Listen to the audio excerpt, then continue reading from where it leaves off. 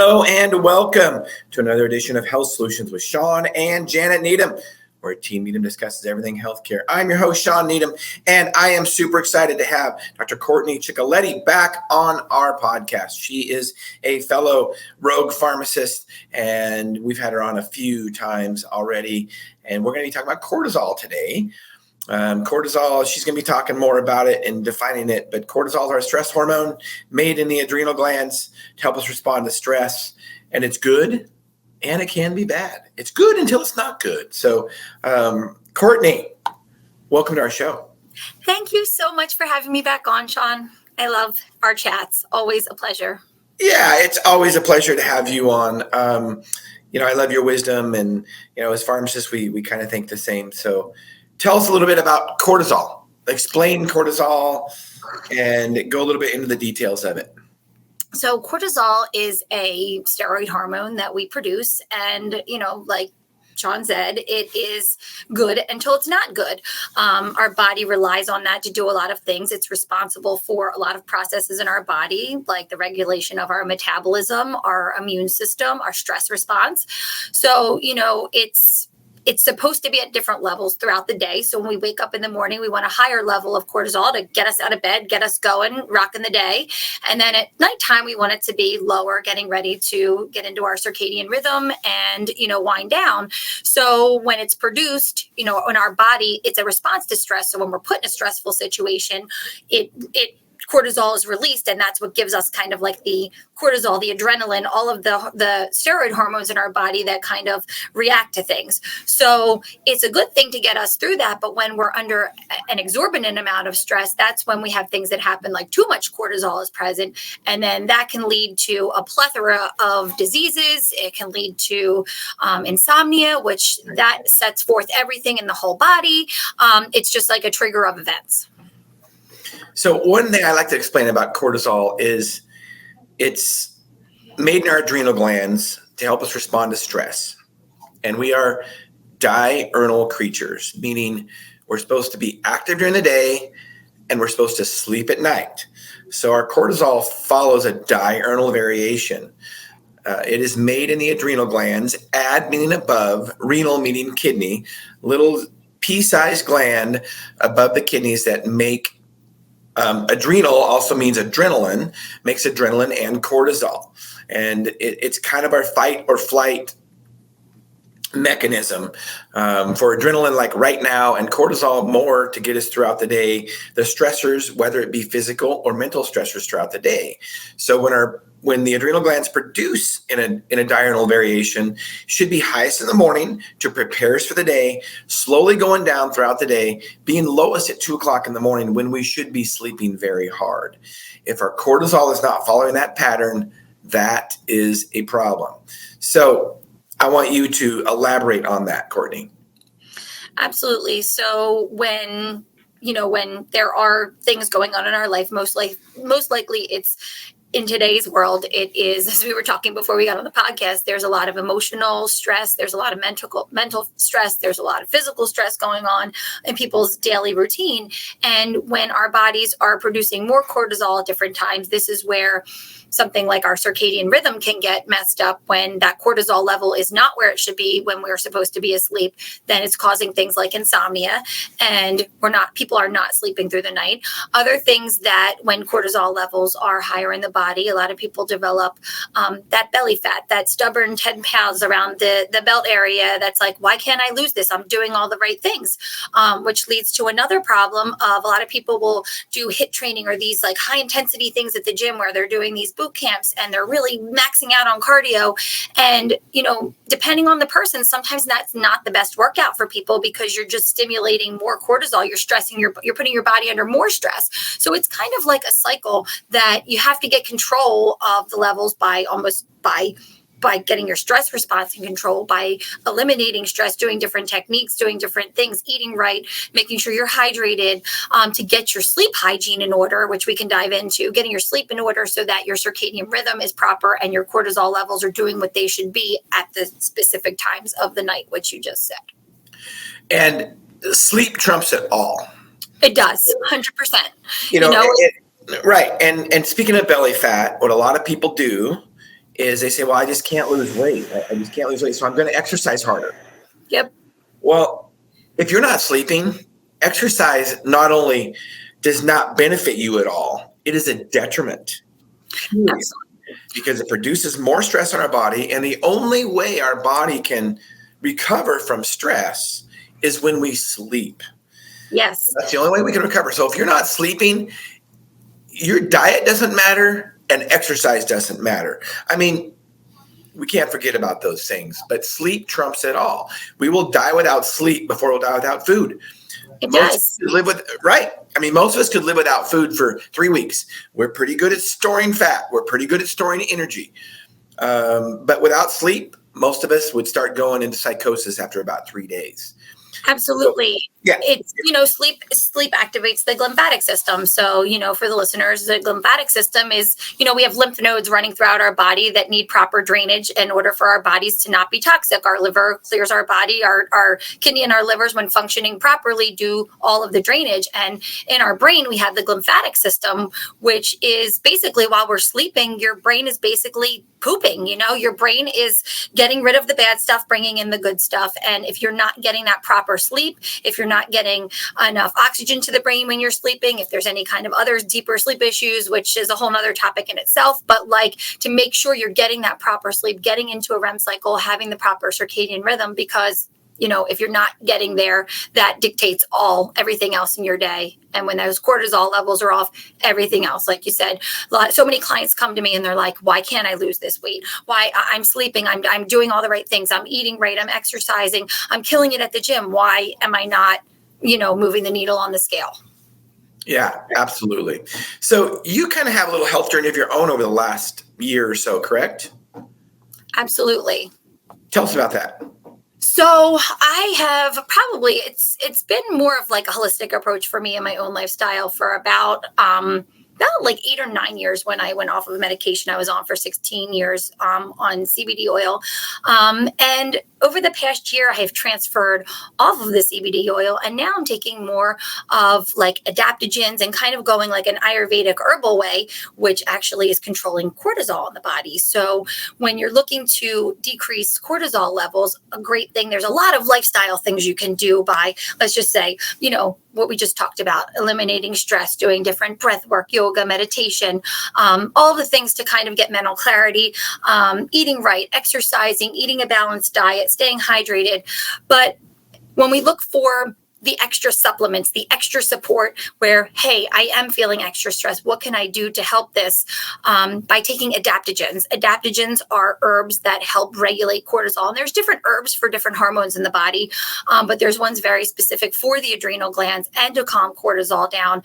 And by introducing these into my life, they have just created such an amazing stress resilience, where it's like things where, being in the hectic pharmacy all day, where I'd go from like 0 to 100, where I feel like it's like, okay, I'll just unpack that later. I'll just handle it. It's amazing, when you can get those adaptogens going in the body and just, satiated, how they can really change perspective. And now, it's just funny how going through all of these different, trying these different things on myself, I'm able to help my patients and my clients, because, being able to understand it better and going from, on a medication that I was relying on for panic attacks to then taking, an herb CBD, but still it was kind of like, why can't I get control of this myself? And learning more of the lifestyle habits, my nutrition so much more in check, my hydration, all of the things around me are more in check. And then adding adaptogens has really helped me so much understand cortisol so much better.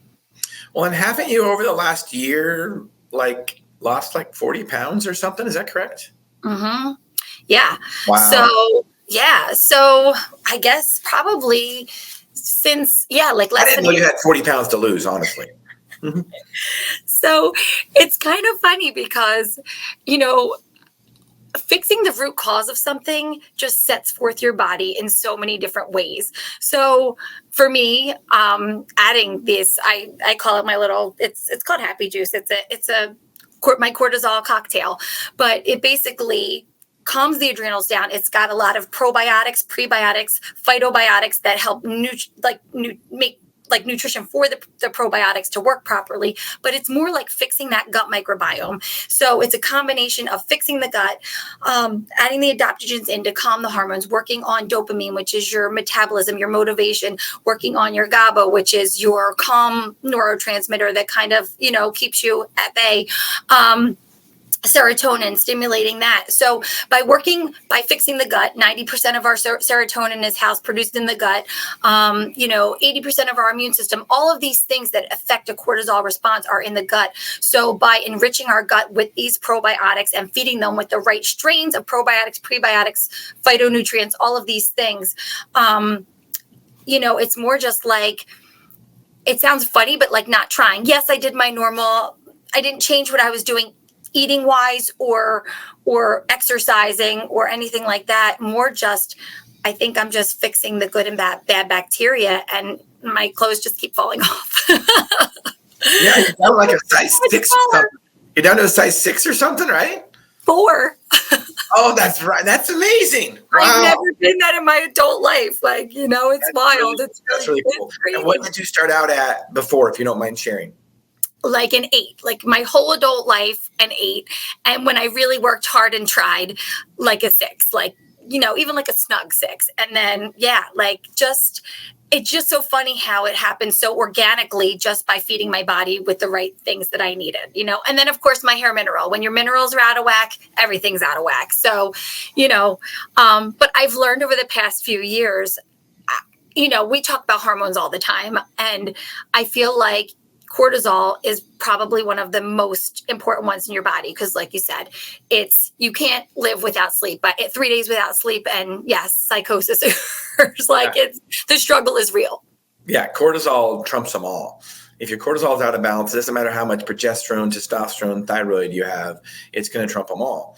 I look at hormones in a hierarchy when we think about adrenal hormones, thyroid hormones, sex hormones like ovaries and testes. We can live without our ovaries and testes. I mean, it wouldn't be very fun, but we can do it. We can even live without our thyroid. Not very fun, but we can do it. Without our adrenals, without our adrenal glands, we will die instantly. Yeah. So that it really all comes down to that. If your adrenal glands are not working appropriately in that diurnal fashion, then everything else is just going to be messed up. Doesn't matter what kind of other hormones you take or what kind of supplements you take. You need to get that fixed. Now, there are certain things that are other hormone related that might be screwing up your cortisol, i.e., women having hot flashes at night. We see this quite often. They're in their 40s, 50s, and all of a sudden they're having hot flashes. Well, if they're having hot flashes and can't sleep, of course their cortisol is going to be screwed up. So the first thing you need to do is you need to fix their hot flashes.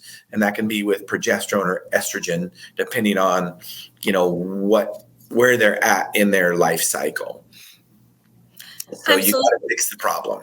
And I think that people need to understand that all of our hormones, our body, you can't just single out one system in the body. You can't just single out one hormone in the body. They all communicate with each other and they all affect each other. Like you said, if your estrogen levels are off and you're having, hot flashes in your sleep, then your circadian rhythm is messed up. So now your cortisol is messed up. Well, when that's messed up in your circadian rhythm, well, now you're messing with your melatonin and your serotonin. So now you're developing anxiety and depression throughout the day.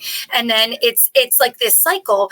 And then it's like the same cycle that I see in the pharmacy that got me on this path that I'm on now. And it, you see the person that comes in and we put them on an antidepressant. They go on an SSRI because they're feeling all these things, but it's like, why are they feeling these things? Like when in turn, let's control, if they're having the hot flashes from their hormone, from their estrogen levels, why are we not fixing that so that their sleep is in check? And then in turn, their mood and their mood is balanced and their anxiety is in check throughout the day because their cortisol is functioning properly.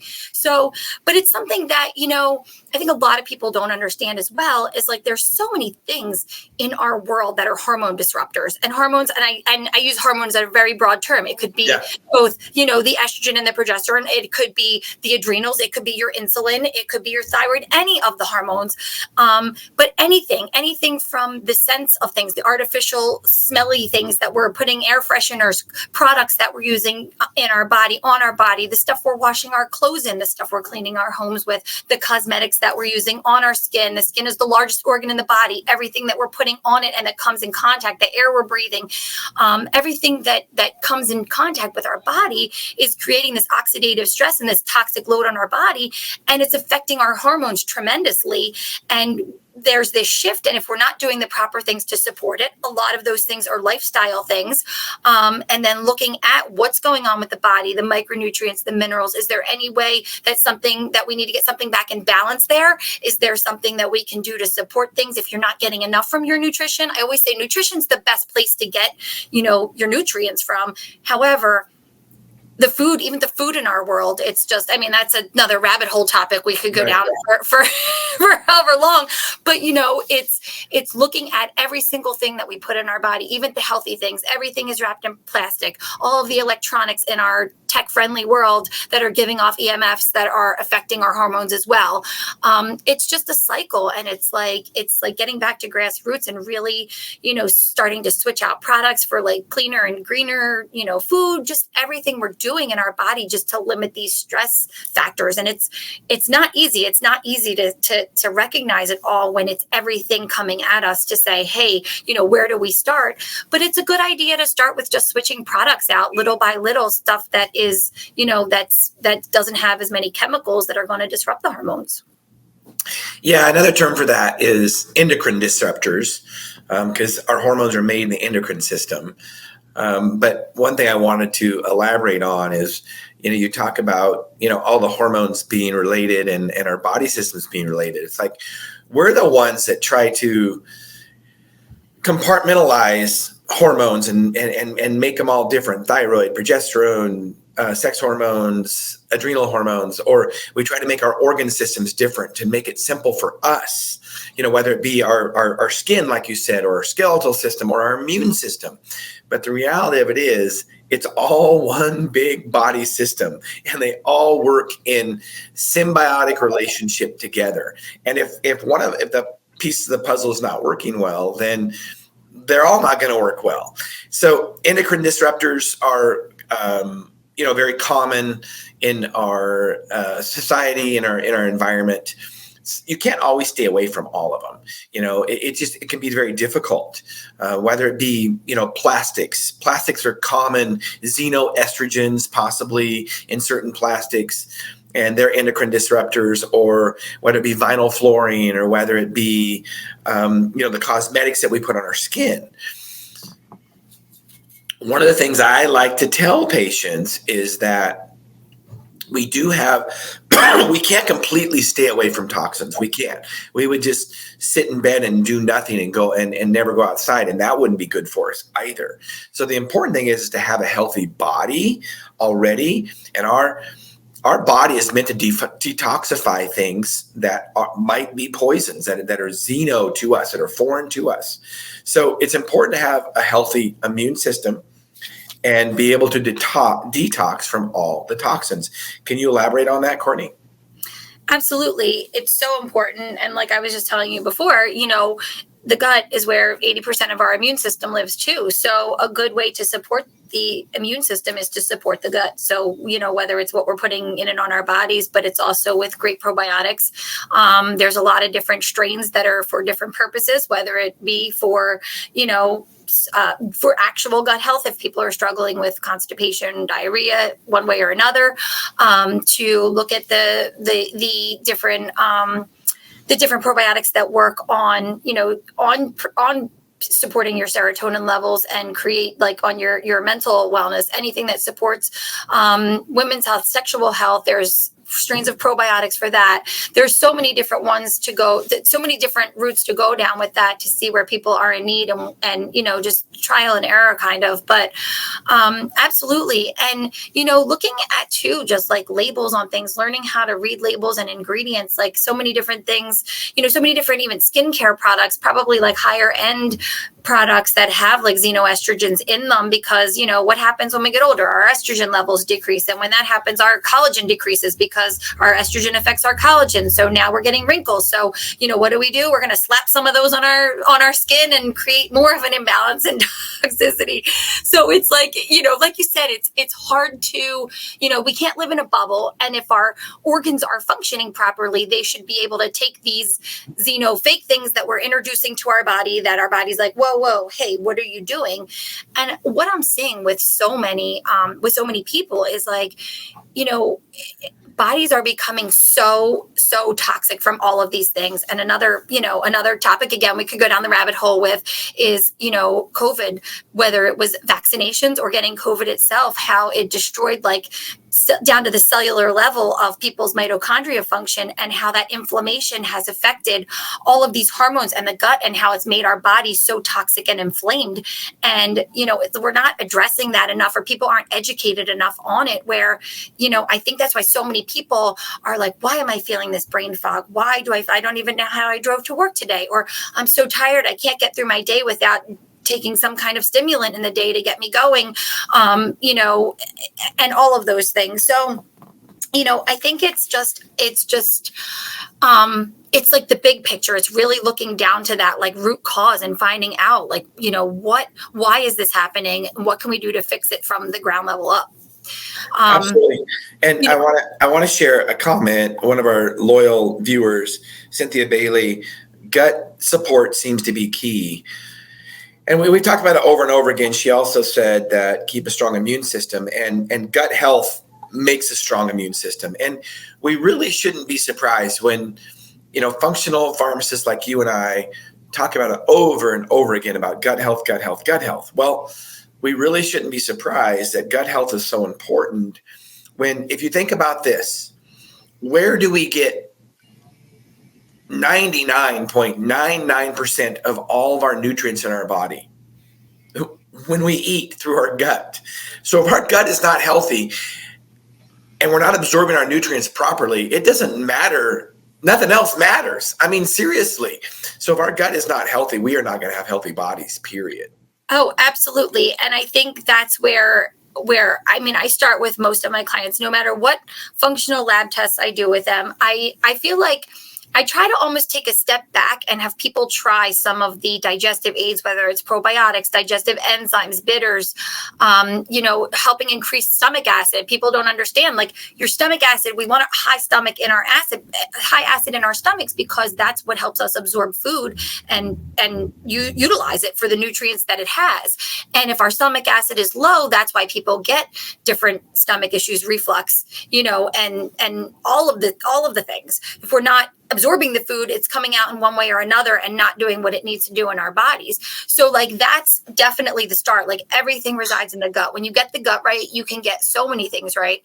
But another thing that I think doesn't get enough play, and I'm starting to really learn more about it in my practice as I see, as I talk one-on-one with people and really dive into what they're feeling and what's going on, and looking at their traditional labs and if they want to run functional labs, but even just looking at their subjective history and what's going on with them, just listening to them. So many people's livers are just all of these stresses that are in our body, and our liver is the main guy who's hey, let's clear all these, let's process these. And in the common healthy person, we should be able to do this. We should be able to break these things down that are coming at us, that are not natural, we're bringing in. But I think that there's just so much of it now. It just is more and more and more, to the point where our livers are so backed up and we're spilling bile into our bodies, and it's causing disease because even throwing supplements at people and digestive enzymes, if the liver's not functioning properly, we're not processing and clearing things from the body. It's basically spilling back into our other organs and creating disease.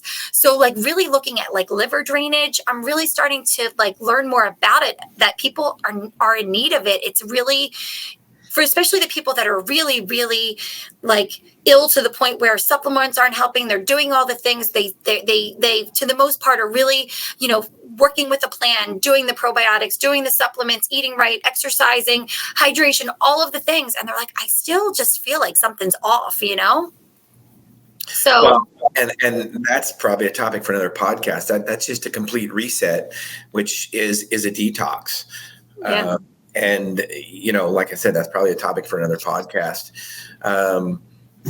One of the things I wanted to reiterate is that, we're never, if our gut, you were talking about acid stomachs, and it's kind of counterintuitive when we have reflux, and you of course know this as a pharmacist, and we have reflux. So the first thing that we do in the traditional medicine is we prescribe a strong antacid, and so we lower people's stomach acids, and it is one of the worst things we could ever do. Our stomachs are meant to be acidic. So these drugs called PPIs, proton pump inhibitors, like Prevacid, Prilosec, name some other ones, Kourtney. Nexium, you said Protonix, Prilosec. Yeah. Some of them are over the counter, some of them prescription only. They're all horrible. And if you have chronic reflux, it's not an acid problem. It's a diet-related problem. You don't need drugs. In fact, don't take drugs. And I will tell you, if you're taking a PPI right now, one of the drugs we just talked about, you need to work on getting off of them because you're not absorbing vitamin D, you're not absorbing calcium, your minerals. There are a lot of things you aren't doing, and you don't have the proper microflora in your gut because our stomach is meant to be acidic. And if it's not, you are not going to be healthy. So those PPIs are some of the worst drugs that have ever been prescribed. And they're not meant to be used long term. If you have any kind of GI problem, gastrointestinal problem, it is probably a nutritional issue. You don't lack a drug. I know that sounds cynical, but it's just totally true. And the problem with getting off those PPIs is very difficult, as Kourtney can tell, because what happens is, after our stomach actually prepares ourselves for acid. It's created wonderfully, as you can imagine, to actually literally be eaten away every 3 days. Our stomach lining is completely eaten away by acid every 3 days. When people say, well, how come our stomach acid doesn't digest our own stomach? It does. But it's a dynamic process, and every 3 days, all the cells, are supposed to regenerate. So we have a thick lining on our stomach. When we lower that acid with acid-lowering drugs like PPIs, that lining gets really thin. So guess what? And Big Pharma knows it. All of a sudden, you stop taking those PPIs, and you've got this thin layer of stomach lining, and it hurts like hell because all of a sudden you're producing more acid, and you've got this thin liner of stomach. And it hurts. And so you go back on the PPI. And it's a way that Big Pharma, another drug that Big Pharma has created for you to be on the rest of your life. But it doesn't have to be that way. Talk to a pharmacist like Kourtney or like I, and we can help you get off of those because it is a dietary related problem. You need acid in your stomach. Absolutely. I know it's wild, and it creates that hyperacid secretion where you in turn are now producing more. When you try to go off of it, your body just tries to adapt, and then it's like this cycle, and it's really terrible, and it's crazy because some people are to the point where I work with a lot of people, getting them off of proton pump inhibitors and really helping control it with a regimen for that. Some people they can do it in a month, some people they have to taper a lot longer, and sometimes people that have been on them for 20, 30 years and they've been diagnosed with other things like Barrett's esophagus, and they get chronic H. pylori, which is an infection that happens in the stomach when you have, these different bacteria coming in when you have a disrupted gut microbiome and you have this dysbiosis. But it's wild to see the people that really, it's almost like you're leery to take them off because, they're being followed by GI, and it's like, well, cancer is in the works, where it's like, okay, they've been having this other condition for X amount of years, and they literally can't have any more erosion going on in their esophagus if this acid's being produced. And it's almost like it's like this counterintuitive thing where it's so hard for some people to get off of them, and it's scary because it can lead to other things like dementia. Like that's like a known thing now that after now cycling around that with this drug has been around for so long that like how are we what's happening now is the repercussions now that this drug has been around for I don't even know. Has it been 30 years? Something like that? Yeah, because ever since I was in pharmacy school, I've been out of pharmacy school for 30 years. So they have been around for 30 years. And we're seeing the ramifications now, the long-term ramifications. It is. And it's really scary. And as we try to, to help people get off of them, it can be a challenge for some people. Some people are just like, I can't because, and they're worried about if that erosion happens, and they're trying all the supplements and nutrition things, and of course you can hold people's hand, but you can't be there for every meal and every, making sure they're doing all of the good, digestive hygiene things, before a meal. But it's a thing that people are struggling to get off of them. And if you are on them, I highly, highly suggest reach out. I have a protocol that I can send you through, even just through my full scripts, where you can go on and just look at it's a 4-step process, and it's a way to taper off of it, a schedule to taper off of it, that you need to support your gut while you're doing it in turn, so that you're not counterbalancing where that acid secretion is happening and you just can't do it. It's helping support your stomach in other ways so that you can come off of it safely. Absolutely. A question from Cynthia: do vegetarians have more stomach issues because of their not eating meat? Well, if you've followed me long enough, I am not a proponent of a vegetarian diet. We are omnivores. We're not carnivores. We are omnivores. But I do think that if you look at cultures, ancestrally speaking, over generations and generations, we have mostly survived on meat. When you think about vegetarians or vegetables and fruit alone, the nutrition that we get from those, it would be very, very difficult to have a healthy body and get enough protein, especially from plants alone. So I'm a big proponent of eating meat, and I will tell people usually to eat more meat. There's never a problem with that. And if you look at the generations, what was supported us, even though red meat got vilified and it causes heart attacks and high cholesterol, that's a bunch of bogus. It's a complete lie. If that's the case, we would have died thousands of years ago, because we have survived on red meat as humans for many thousands of years. So do I believe that vegetarians have more stomach issues because they're eating meat? I believe vegetarians have all kinds of issues because they're not eating meat, including stomach issues. And let's just talk about the fiber thing. And I know there's a big controversy. I'm not going to get into it too deep, but if you follow Sean Baker, who's a big carnivore supporter, and I get it, that's how he makes money. So obviously he's got skin in the game, but I still believe in a lot of what he says, and mostly what he says. And when you think about fiber, I know we've talked about how fiber prevents colon cancer and all this kind of stuff, but if you think about what fiber is, we don't digest fiber. We don't digest it. We don't absorb it. We're not herbivores like herding animals that can actually digest those. They have the proper rumen or bacteria in their gut to actually digest fiber. We can't. It's cellulose. We don't digest it. Seriously. If we don't absorb it and digest it, really, how good can it be? I'm just laying that question out there. No, I love that question, because I'll tell you what. So I can dive into this because I have mixed feelings on fiber. I feel like it just really depends on the person. Sometimes fiber can work against people depending on what is going on in their gut, what bacteria they have going on in their gut. Some bacteria feed really well off of fiber and the commensal bacteria that are in different fibers, and they can flourish and whatever. But some people, especially like SIBO patients, if you give somebody fiber who's got SIBO, I mean, you're like calling for like an ER visit, it's really mixed, and it's crazy because, we can go and do a functional medicine stool test, which is way different than doing it in regular traditional Western medicine. And I can do a 60-page report for you and tell you every bacteria, what's high, what's low, what trends in your body when you have high, low, and disease states and all that. And it's an amazing test. It's really cool and can get you on track with what bacteria you need, but it's really expensive.